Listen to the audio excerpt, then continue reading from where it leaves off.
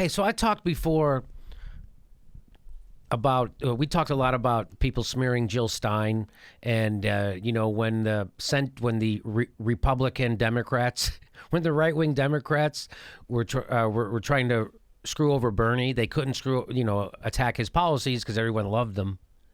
So they had to smear him first, and the WikiLeaks revealed, like, they're going to smear him as a misogynist and as a sexist. So they do that stuff. So that's what you do to someone on your left. If you try to go after them, you can't go after their policies. You have to smear their character.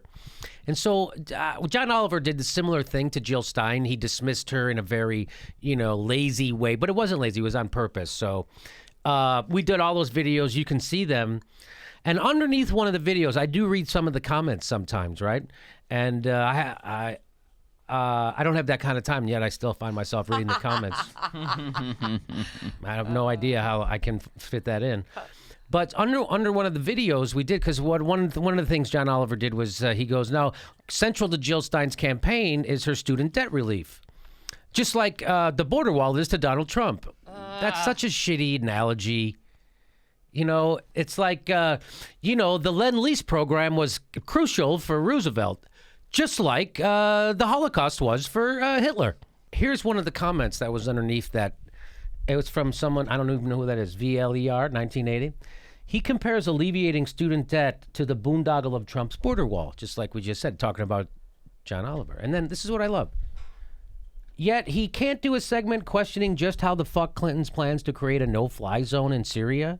How much would it cost? How she would convince Syria to accept a clear violation of their airspace, all without starting World War III? Yeah, but relieving student debt is the fucked up crazy thing. But starting World War III, she's experienced. She knows how to do it. And these people who act like being a politician, oh, well, Jill Stein's got absolutely no experience. Experience what? Fucking shit up? Starting wars, bankrupting our economy, screwing over workers? What kind of experience do you want someone to have? Can you imagine if the government decided to give us $83 billion a month?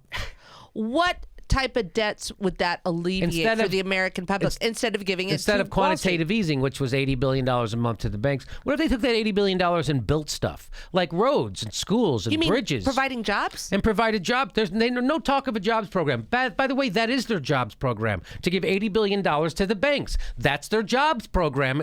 It's the ultimate trickle down, and you see how well it trickles down. It doesn't. So that's a great comment. It's just so many backwards bullshit, unbelievably disingenuous objections to Jill Stein that people have. Why does she think she's qualified? Qualified to be president? Because she's 35 years old and a United States citizen. She's qualified.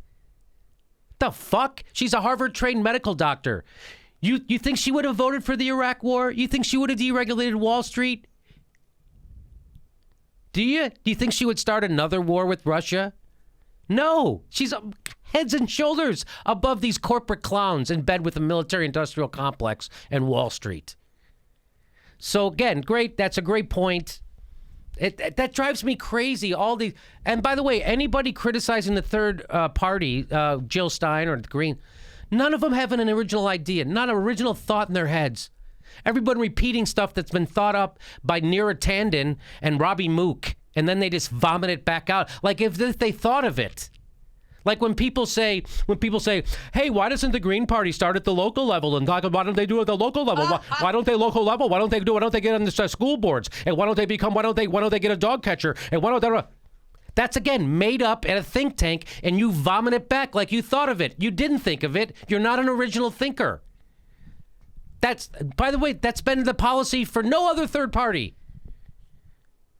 The Republican Party started in 1854. 6 years later, we had a Republican president. They were a regional party at that time.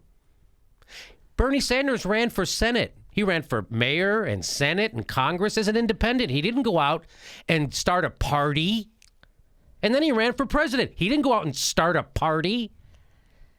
So that's just easy to knock down. And the people who vomit that up, that came from a think tank. You didn't think of it yourself. Well, the other one that I keep hearing is why didn't the Green Party make themselves more present these last 4 years? Why haven't they been really getting out their message? Why don't the marginalized makes the corporate media cover them more? Bernie Sanders couldn't get them to fucking cover them. That's all made up. That's all invented. That's not a real thing. It's called a democracy, and we need more than two voices, especially when both voices are the same.